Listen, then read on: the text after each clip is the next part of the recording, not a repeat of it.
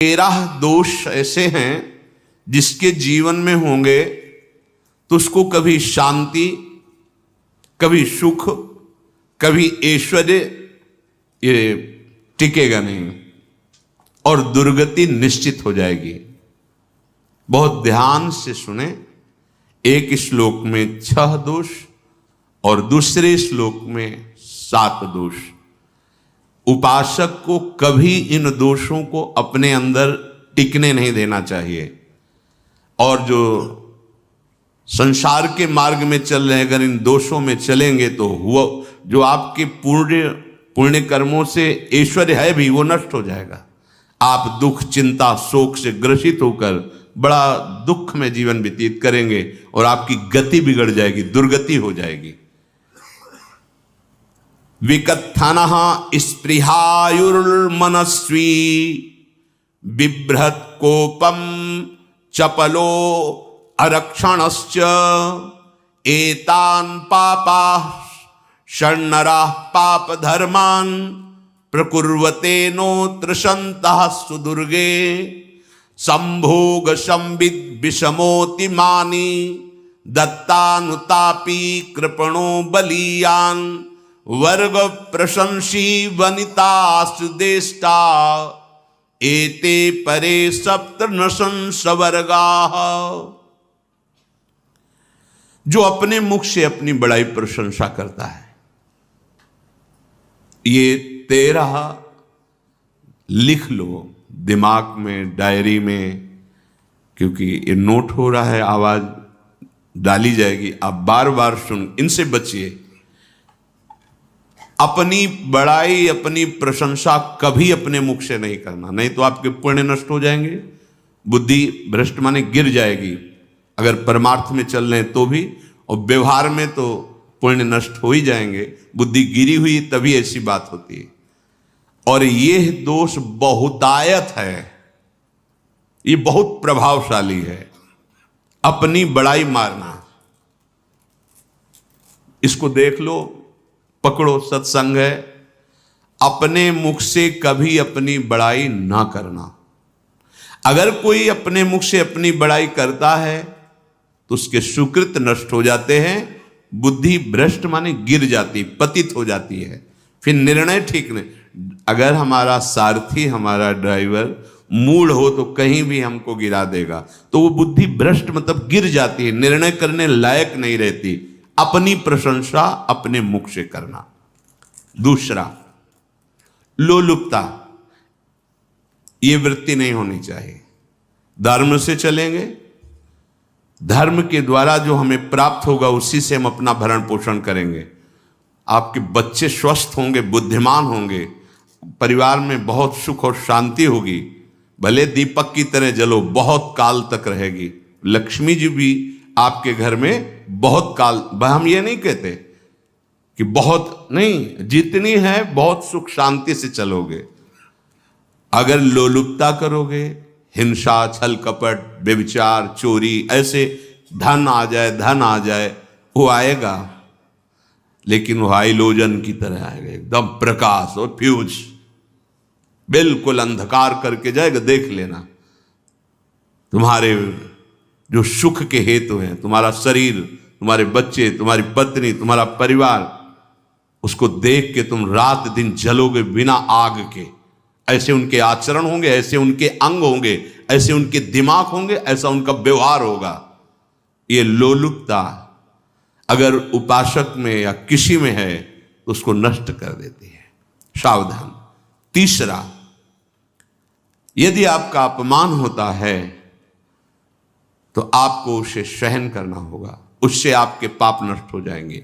जो तनिक सा भी अपमान होने पर बहुत क्रोध करके दूसरे का अपकार करने लगता है, ये आपका पतन करा देगा, ये आपको फंसा देगा, हृदय जलेगा, अर्थव्यवस्था नष्ट होगी, पूरा परिवार दुखी होगा। जरा सा अपमान की संभावना में आप किसी से भी भिड़ गए, किसी से भी, वो ये प्रवृत्ति आपका पतन कर देगी। उपासक में तो अपमान सहना अमृत है, नीचापमानम सुधा, पर व्यवहार में भी ज्यादा उत्तेजित मत होइएगा।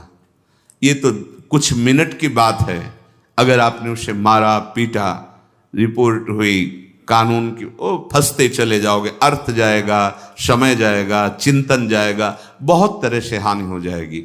अगर आप सह गए तो आपका सहना उसके लिए आग बन जाएगा। उमा क्षमा साप होते भारी, तुम्हें दंड देने की जरूरत नहीं, उसका एक कर्म ही उसे दंड दे देगा। आप शांत हो जाइए, आप सत्संगी हैं, आप शांत रहिए।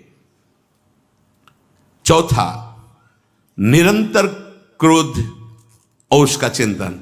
बैठे बैठे बस द्वेषियों का चिंतन ही हो रहा है, अंदर क्रोध का चिंतन और द्वेषियों का चिंतन ही हो रहा है। द्वेष भरी बातें, द्वेष भरे क्रियाएं, उन्हीं का चिंतन करके जलते रहना क्रोध से।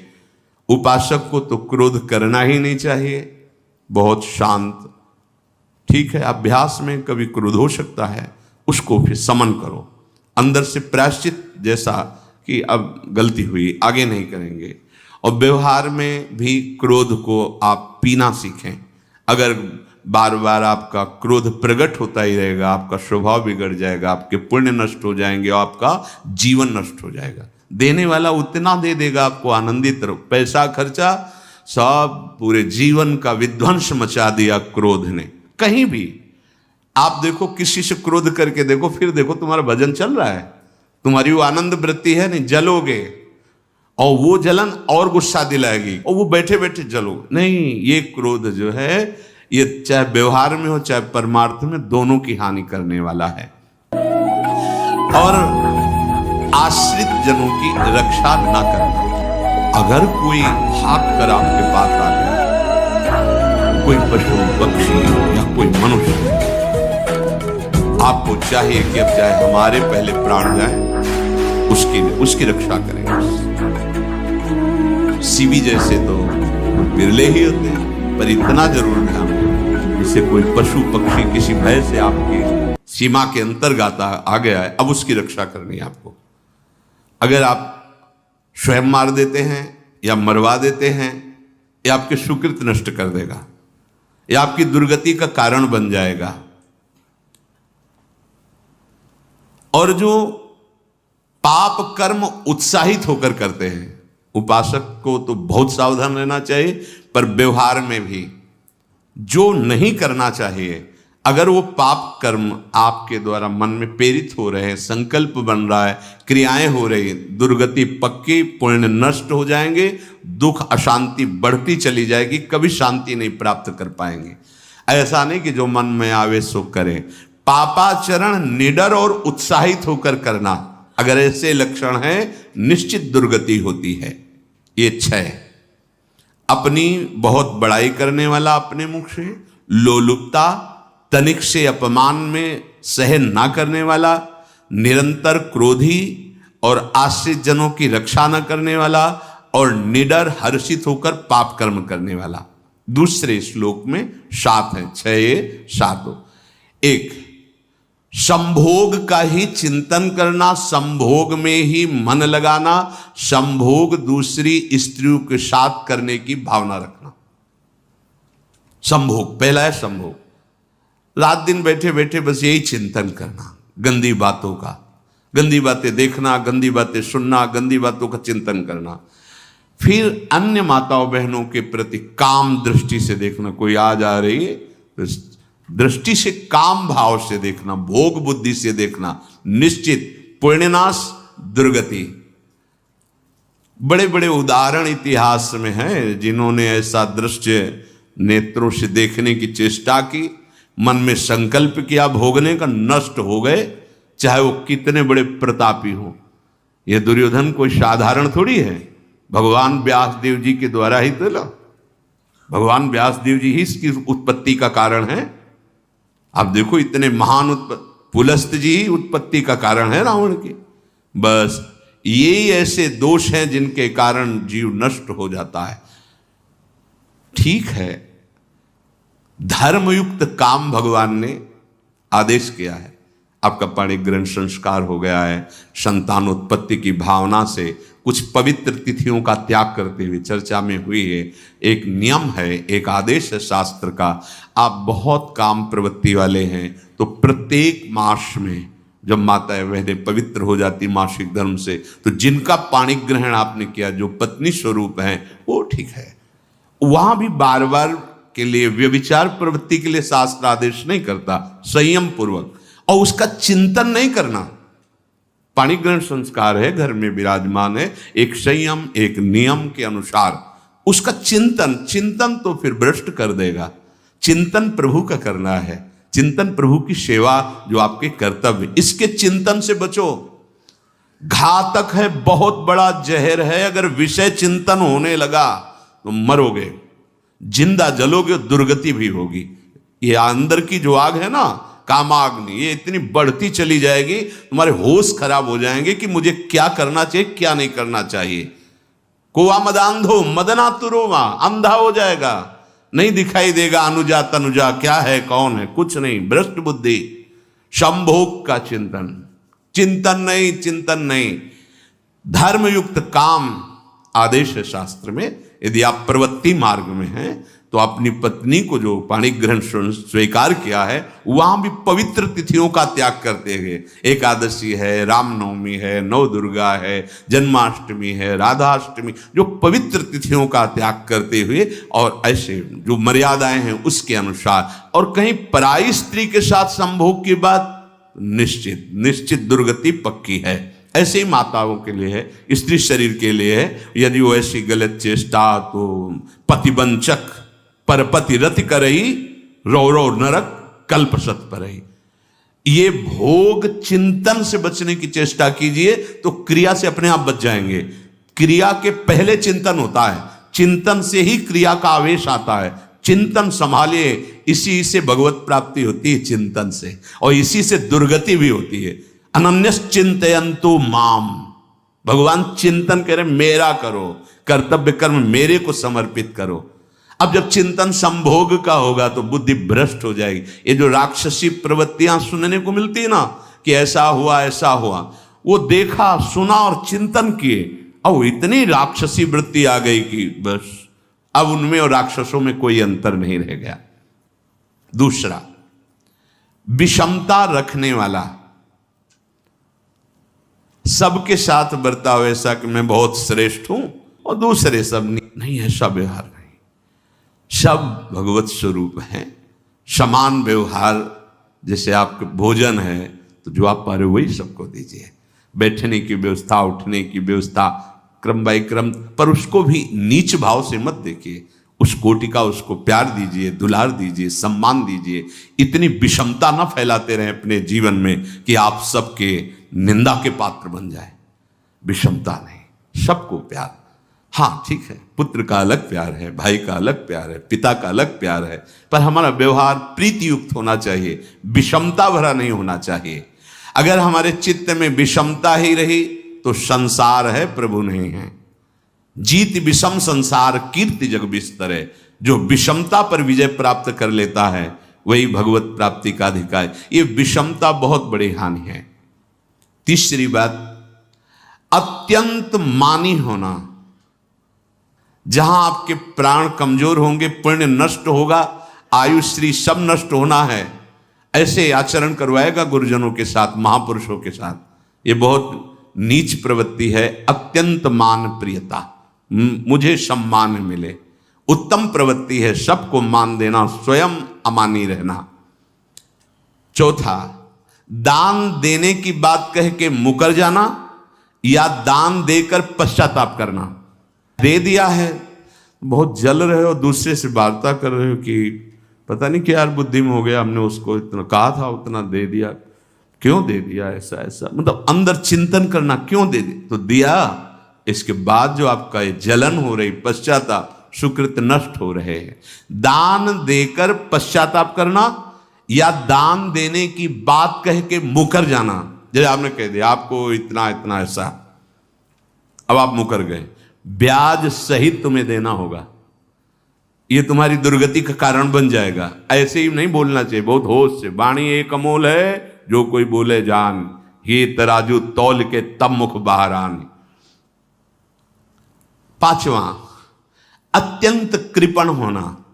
ना परिवार को सुखी कर पा रहा, ना अपने को सुखी कर पा रहा है। एक एक सिक्का बैंक में जो मर गया। धन की वास्तविक गति यही है कि अपने परिवार को खूब उसकी अनुकूलता प्रदान करो, उसमें से कुछ हिस्सा किसी ऐसे को जिससे तुम्हें बदले में कुछ लेने की भावना ना हो।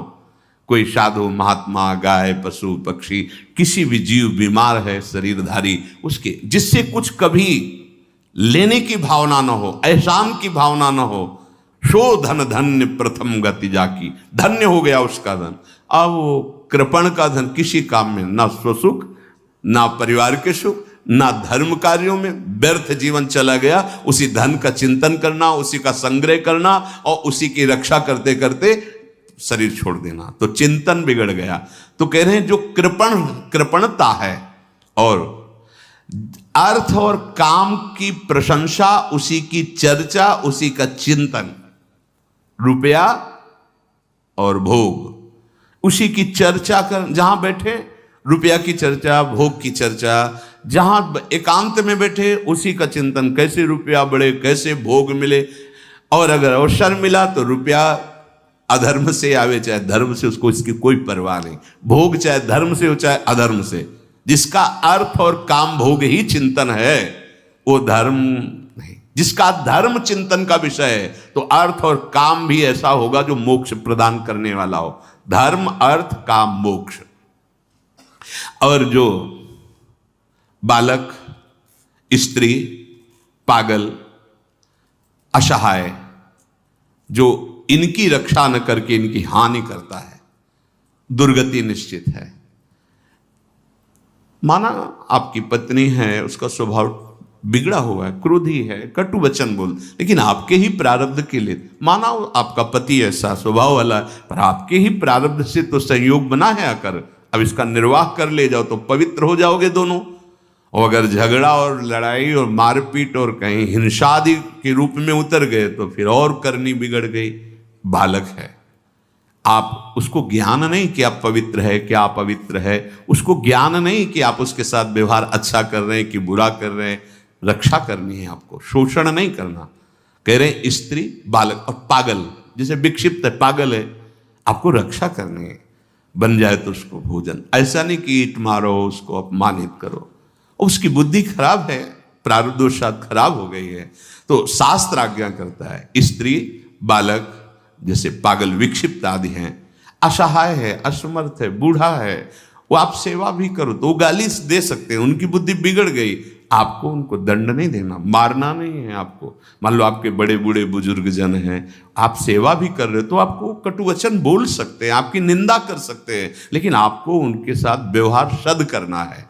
अगर आपने इन दोषों को स्वीकार किया तो निश्चित आपकी दुर्गति होगी, ना इस लोक में आपको शांति मिलेगी ना परलोक में। इसलिए इन दोषों को बार बार सुन करके और हृदय में जांचो कि कहीं है तो नहीं, अगर है तो सत्संग, भजन बल, भगवत प्रार्थना के बल से इन दोषों का त्याग कर दो, जीवन मंगलमय हो जाएगा। शेष चर्चा आगे। श्री वल्लभ लाल।